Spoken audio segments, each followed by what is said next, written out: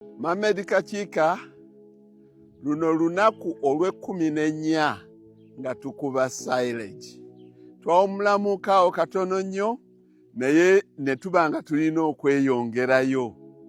Kubanga nga bwe ntera okukyogera nti bw'oba okola olina okwempawaringanga ennyo ne banno.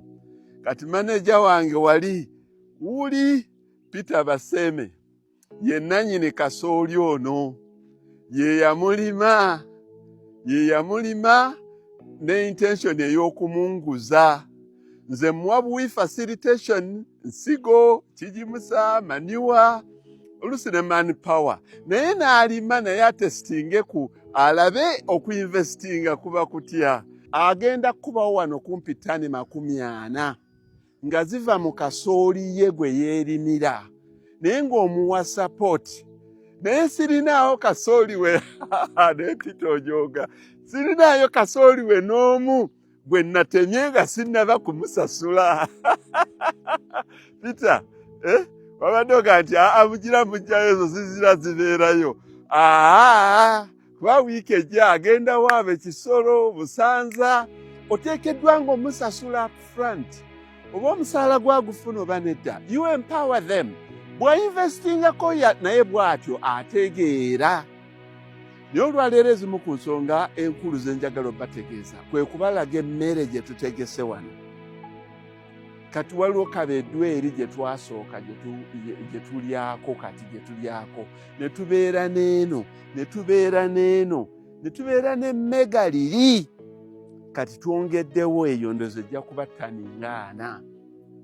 Intoto bwe mbalirira obumotoka bwe tuleese wano kubanga tubadde nga tuleeta obumotoka 40 obwa 3 ton buno bwe mulaba bakatika paka waggulu. Intoto ndaba nti tuleese wano kasooli ne gwe tukubye ne tumuteeka mu bankazi zaffe ng'akunuukiriza ttani 1,600.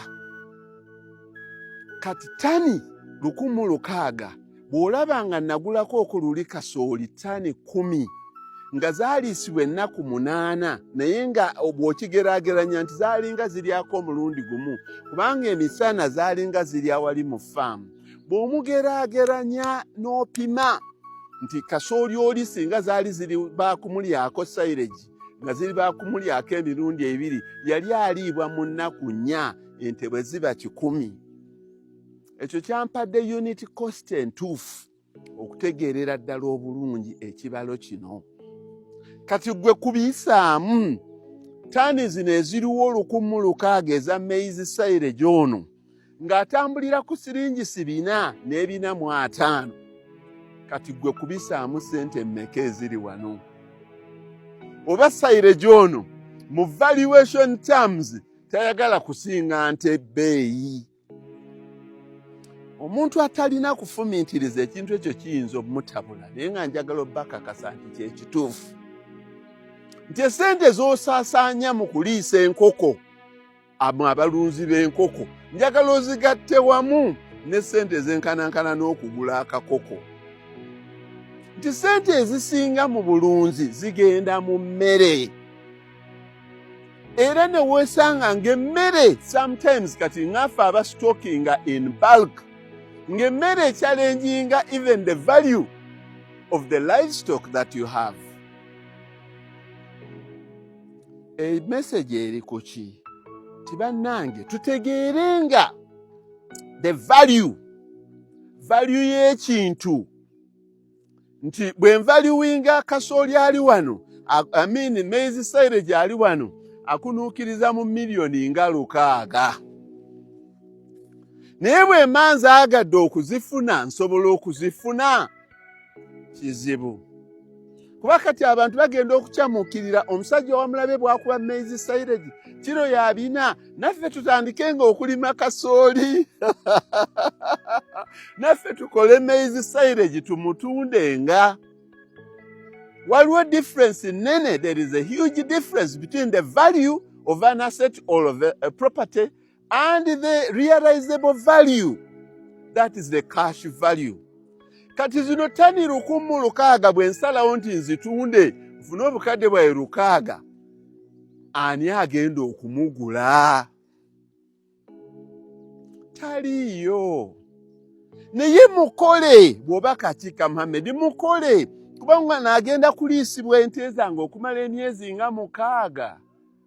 Kati nze gw'olaba ndowooza naye tusogendako okokka holiday katumaliriza okubikka wano kubanga tukubye kati ekintu kye bayita mmere mmaze okukisolovinga for half a year. Nziriisa fresh wuuli wali waali bakuba ekisagazi ne kasooli omulala nkyalina mungi.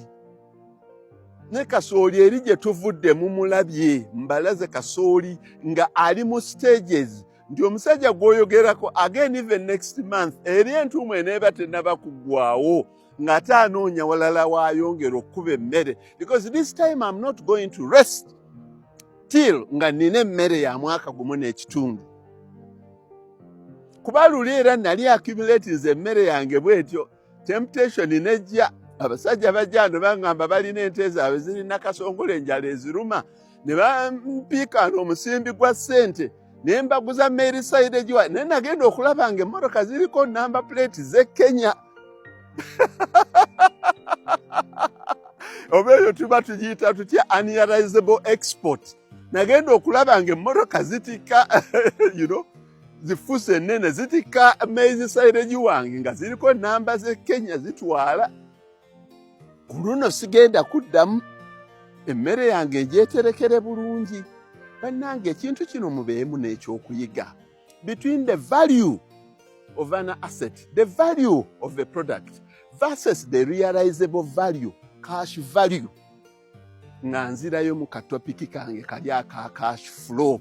Ekintu ekyo kye nali ngamba nnyonnyola ku mataka ne ku mayumba. Abantu ekintu ekyo tebakyawula nnyo nti ettaka lyange lino naligula miliyoni 2. Kati ku ssaawa eno lirimu miliyoni 4 oba 6. Ettaka tebaligulanga mu nnyo. Bw'otuuka essaawa n'oyagala okulitunda, you must look for a buyer. People, separate the value and the cash value because the value ziba za mirundi 3. There is the market value. Then there is the realizable value and then at worst eriyo kibayita forced sale value nti omuntu yasiranye bino ebintu bye mulaba batunda ku auction. Kati mwekingirizenga nnyo ekintu ekyo mubeere ne cash flow mulemenga kubeera na assets nga zijjudde wano. Kati ono Saide Jiwano mulina wa miliyoni 6 naye tekitegeeza nti nina miliyoni 6 mu mpaleti kangende namuze Range Rover bakagende namuze G-Wagon. Bwe ntandika okusalawo nti kati mutunde abantu bajja kujja nga agulayo ensawo emu 2 ensawo emu 2. So ebintu bino ebaba bituyingizanga mutubitegeerenga much deeper in understanding nti oli akubuulidde nti value y'ekintu kino bweti togenda ngo weeriko n'obumansuka nti kati nze kantandike nga kola silage kuba silage alimu ssente nnyingi kubanga tomanyi a time frame that it will take you to sell. Nze mukola era mukoze ne muwezaawo bwenti lwakubanga nina kye muliisa. Anaaba yagadde okugulako gwe naguzangako. Kati tugende ku bulume kuba nabo butuuse okutundako.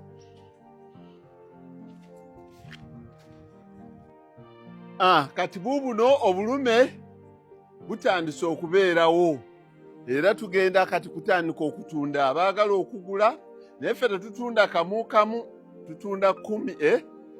Buno buva miliyoni 1 mpaka ku miliyoni 1.3. Eno bagiyitaani Rwakafurano. Omulabe ono ate ono yani Rivara njagala Rwakafurano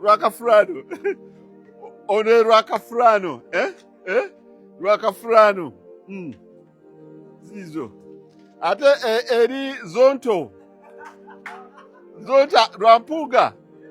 Rwampuga yalwa ono oyo Rwampuga ate ono mama we wa matamanji Rwakyasha ate ono Rwamzungu ono mzungu nnyo Rwamzungu ego eh? Ate oyo ani Ruhinda Ruhinda eh?